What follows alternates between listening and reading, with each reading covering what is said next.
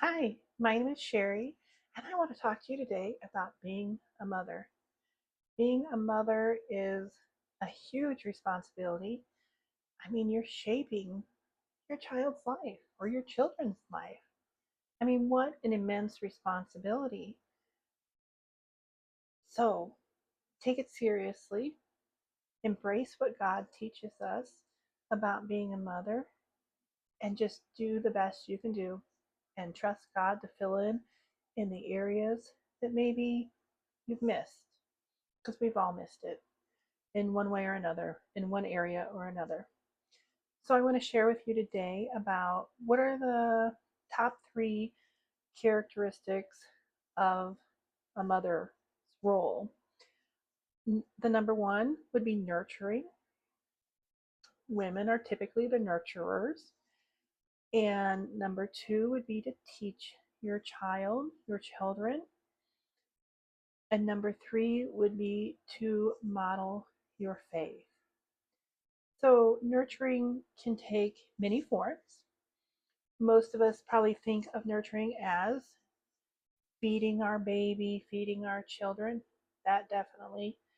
We can nurture their love for things, their love for people, being supportive, nurturing them in by supporting them in the right things. Obviously, we don't want to support or encourage the wrong things.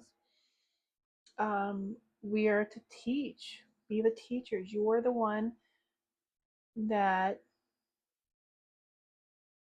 well, I shouldn't say, I was going to say spend the most time with your child, but that's not always true. Um, Working moms, a lot of times dad is involved as much too. In my situation, I have been a stay at home mother, and my husband works quite a few hours, so I have been, but I don't want to make that broad statement because that's not the case for everybody, and it's not right or wrong. We all have different things that we're dealing with, but the mother typically is the teacher of basic things. For me, I taught him, there goes my cat. I was the one that taught him to count and know his ABCs and know his colors. And the only thing I didn't teach him when he was little was to tie his shoes, because I tie my shoes with two bunny ears, make two bunny ears and tie them together. My husband does it with, I guess, the right way. And so he taught him that. So he would know how to do that. My grandpa, I think, is the one that taught me how to tie my shoes with the two bunny ears. That's the way he did it. Anyway, so that's just a funny little thing that just doesn't really matter either way. Um, so, I mean, you're teaching your children how to be compassionate, caring, interact with other people. I mean, I took my son everywhere with me from, well, pretty much the day we got home from the hospital. Well, not that day, the next day, I will say. Um, so he knew how to interact with people just because he was always with me and witnessing it. Um, so, but of these three, the most important, I would say, I didn't list them in what I think is the most important. I suppose I should have, but I put number three as modeling faith. But really, that's the number one top priority, is to model your faith. Faith. Don't depend on your church to do it. You may have a church, be in a church that has the best children's department, but it is not their responsibility to provide your child with their faith. Hopefully, they are supporting it, you doing it, but it is your responsibility, because even in the most wonderful churches, some of the children's departments, the workers may not even have that much of a faith, but sometimes it's hard to get children's workers, and sometimes the churches just take what they can get. Um, Also, I will say about that, it was a little off topic, but just came into my mind. If you ever have an off feeling, and this can go for the church, children's department, or anywhere really, but I was relating it to the children's church. If you ever have an off feeling, don't ignore that feeling. I think a lot of churches do background checks on their workers. They all should be.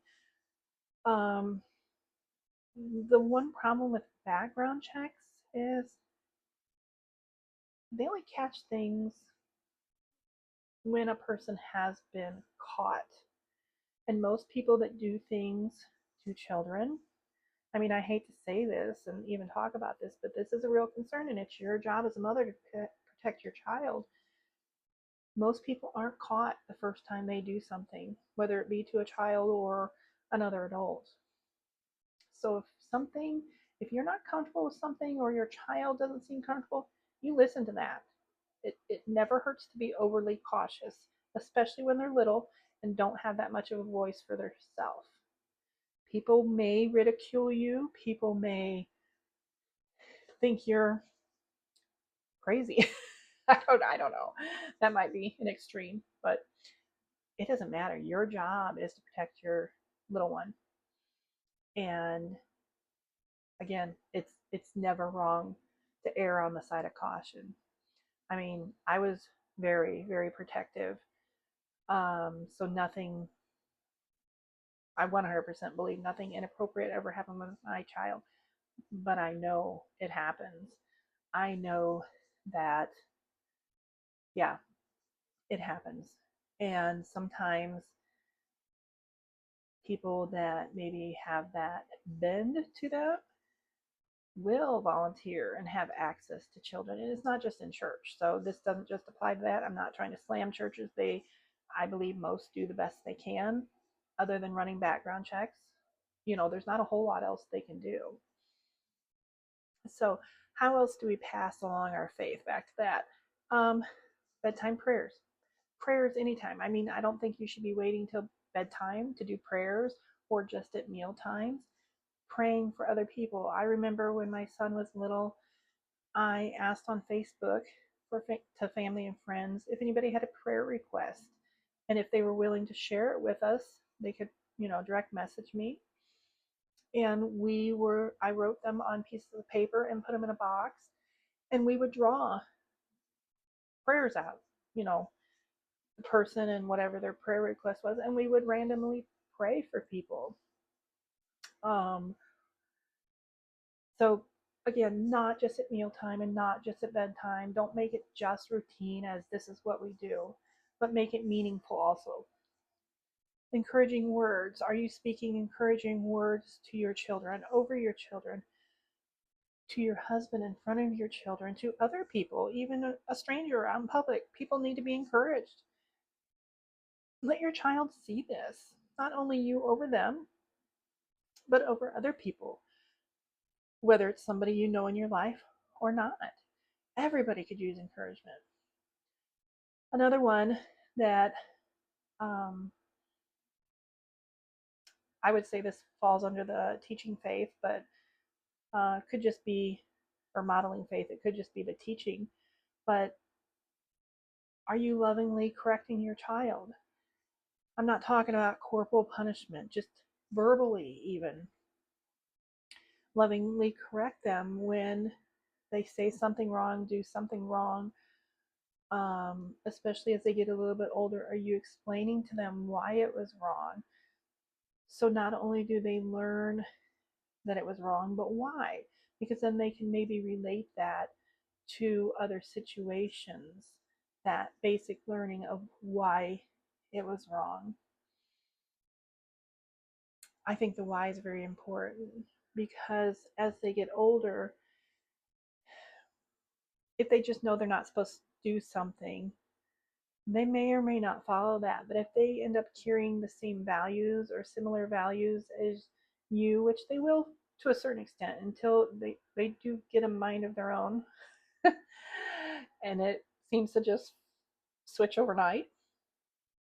Um, so, yeah, if they have similar values, then they will know the why behind it and it will be more concrete for them, in my view. And I would say the biggest hurdle, and I'm still working on this, consistency.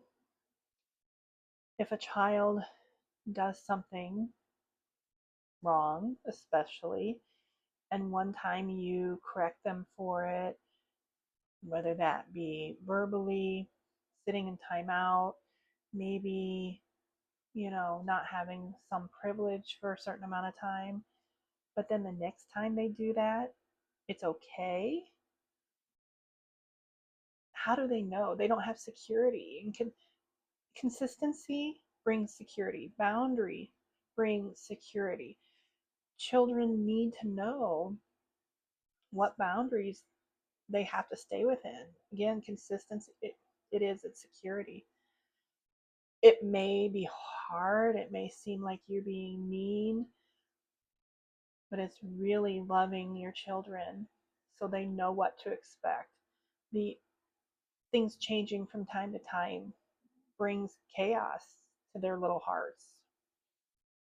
So being a mother, especially consistently showing up like this, can be very taxing.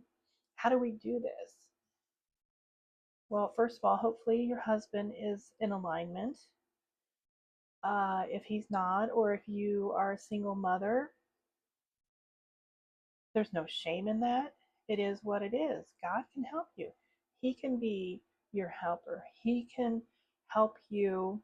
He will help you. He will guide you. He will give you the strength to get through. He will give you the strength to be consistent. Um, yeah, I mean, he's better than any human support system. Obviously, you want your husband and hopefully some family. But if you don't have that, or even if you do have that, God is the best at all of that. So I want to leave you with a verse, Proverbs 31:28, and I'm going to read it here. It says, "Her children rise up and call her blessed." Will your children rise up and call you blessed? They may when they're little. Things do begin to change, and there can be some troubles in the teenage years. Thankfully, we haven't had any major troubles, but you know, children do change.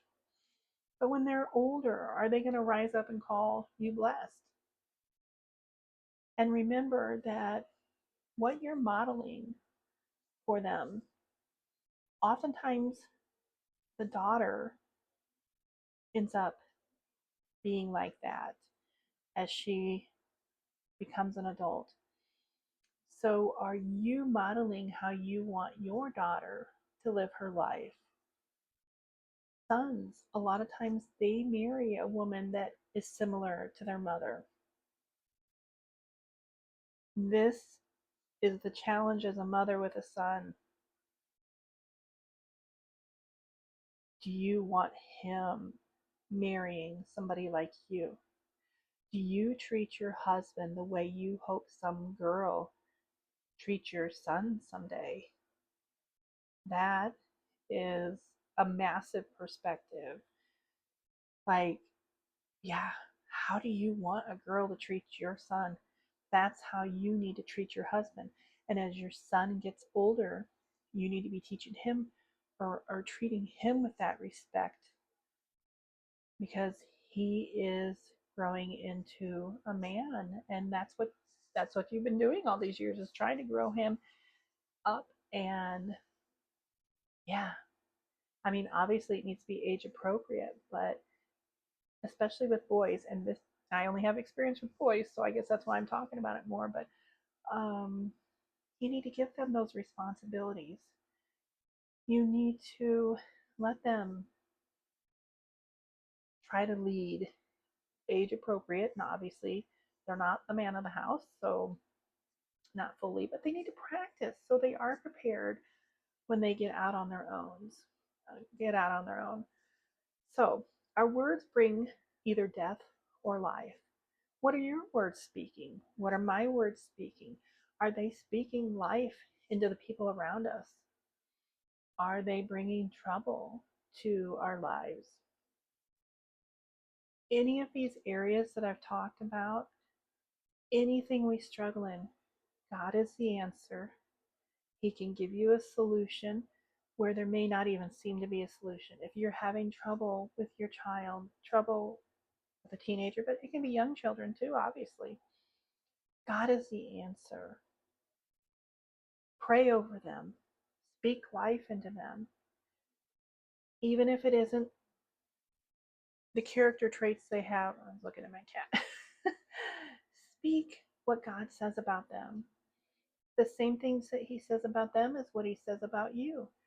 Get to know who you are, because that's who you are, who your child is to Christ. So you can speak those things over your child too. I hope this has helped. I think this is an area that is a struggle for a lot of us. I mean, there's so many books out there that it can be overwhelming, and one person will say this, and one person will say that.